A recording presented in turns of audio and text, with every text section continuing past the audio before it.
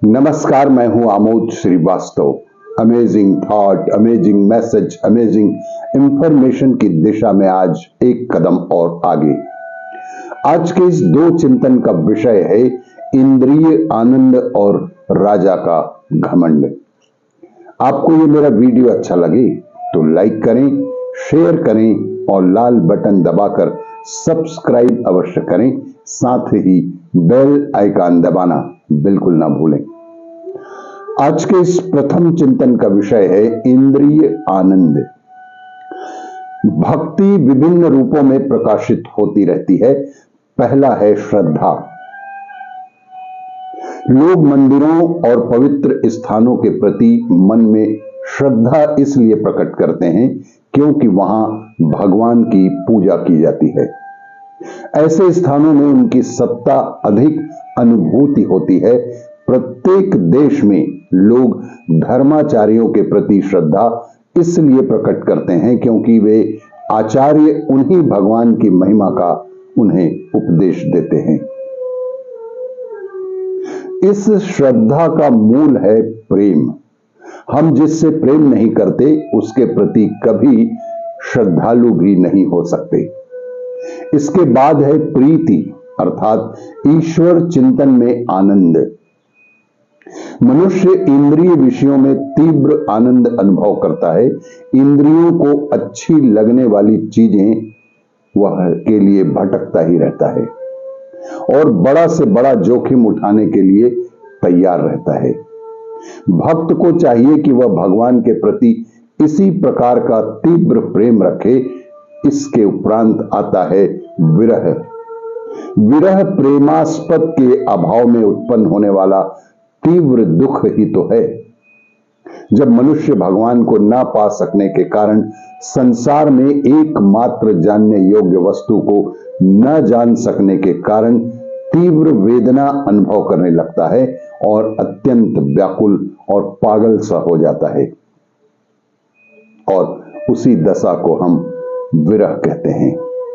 मन की ऐसी दशा में प्रेमास्पद को छोड़ उसे और कुछ अच्छा नहीं लगता। बहुधा यह जीवन, यह विरह सांसारिक प्रणय में ही देखा जाता है। जब पराभक्ति हृदय पर अपना प्रभाव जमा लेती है तो अन्य अप्रिय वस्तुओं, विषयों की उपस्थिति हमें बेहद खटकने सी लगती है। यहां तक कि प्रेमास्पद भगवान के अतिरिक्त अन्य किसी विषय पर बातचीत तक करना, कहना हमारे लिए अरुचिकर हो जाता है। यही इंद्रियों का आनंद है। आज के इस दूसरे चिंतन का विषय है राजा का घमंड। एक राजा एक शहर में रहा करते थे जो बेहद घमंडी थे। उसके घमंड के चलते आसपास के राज्य के राजाओं से भी उसके संबंध अच्छे नहीं रहे। उसके घमंड की वजह से सारे राज्य के लोग उसकी बुराइयां करने लगते थे। एक बार उस गांव से एक साधु महात्मा जा रहे थे। उन्होंने भी राजा के बारे में सुना और राजा को सबक सिखाने की सोची। साधु तेजी से राजमहल की ओर गए और बिना प्रहरियों से पूछे सीधे अंदर चले गए। राजा ने देखा तो वो गुस्से में भर गए। राजा बोला, ये क्या उद्दंडता है? महात्मा जी, आप बिना किसी की आज्ञा के अंदर कैसे आ गए? साधु संत महात्मा ने बेहद विनम्रता से उत्तर दिया, मैं आज रात इस सराय में रुकना चाहता हूं। राजा को यह बात बहुत बुरी लगी। वो बोला, महात्मा जी, ये मेरा राजमहल है, कोई सराय नहीं है। कहा कि यहां से आप चले जाइए। तब साधु महात्मा ने कहा कि हे राजा, तुमसे पहले ये राजमहल किसका था? राजा ने कहा कि मेरे पिताजी का। फिर साधु ने कहा कि तुम्हारे पिताजी से पहले ये महल किसका था? राजा ने कहा कि मेरे दादाजी का।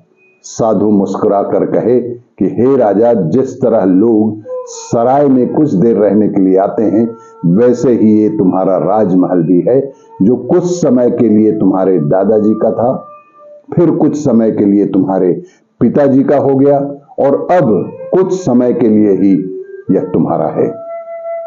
कल किसी और का हो जाएगा।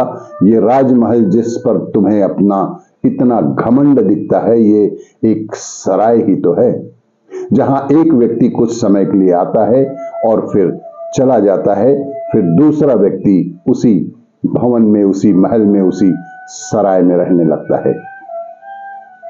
साधु की बातों से राजा इतना प्रभावित हुआ कि सारा राजपाट, मान सम्मान छोड़कर साधु के चरणों में ही गिर पड़ा और महात्मा जी से क्षमा भी मांगी। इसीलिए हमारे अपने आचरण से घमंड को कभी भी हम पर बाधित नहीं होने देना चाहिए। आपको ये मेरा वीडियो अच्छा लगे तो लाइक करें, शेयर करें और सब्सक्राइब अवश्य करें। धन्यवाद।